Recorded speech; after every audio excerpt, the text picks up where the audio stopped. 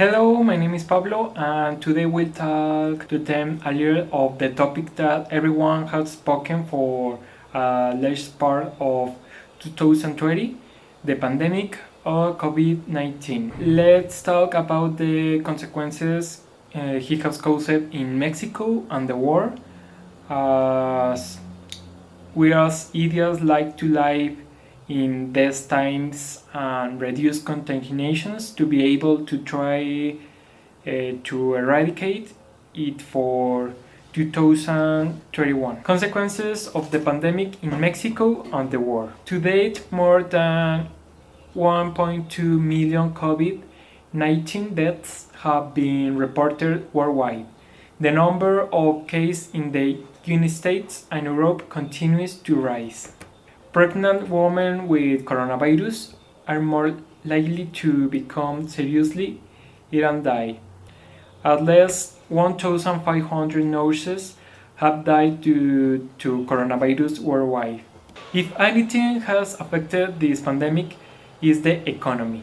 Since the beginning of the contingency, many lost their jobs because of the temporary or partial closure of business and industries or personal goods that many companies have implemented. These levels of poverty have many implications for the lives of Mexicans and the country's economic growth in general.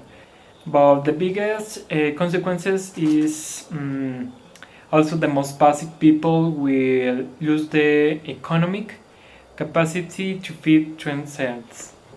For some is uncomfortable complications, while for others the situation is even more worrying. For many students in Mexico who come from low-income families, taking the school home means facing not being able to offer adequate meals, let alone the technology or connectivity needed for online learning. Many students of any level have had to leave studying and currently being through devices such as cell phones, tablets, laptops, or computers, and the use of the internet. Many students are far from having time to continue studying. The hardest part is for the students in primary school and high school who are low income. How we can live in these times and reduce contagion. These options, such as forming a bubble with another home or moving outdoor social activities, do not eliminate risks but minimize it as people try to get back into everyday life.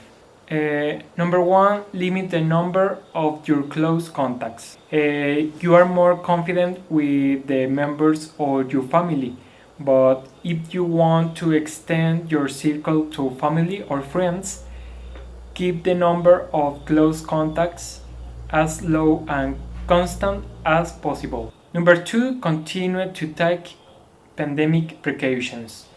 Some people in many communities have already stopped wearing masks, suspend social distancing, and returned to their pandemic socializations. Time will decrease as a result. The case count starts to increase, but in the coming months it will be wise to adopt the following habits. Number one, have a mask handy.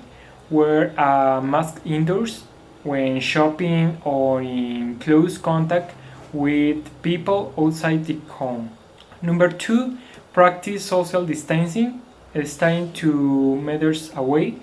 Then, when you are with people living outside your home, maintain outdoor social activities. Number three, wash your hands frequently and pay attention when touching public surface. Lift buttons, handrails, metropoles, and other high contact areas. Number four, adopt stricter quarantine practices if you or someone in your circle is at greater risk. I say goodbye and see you next time.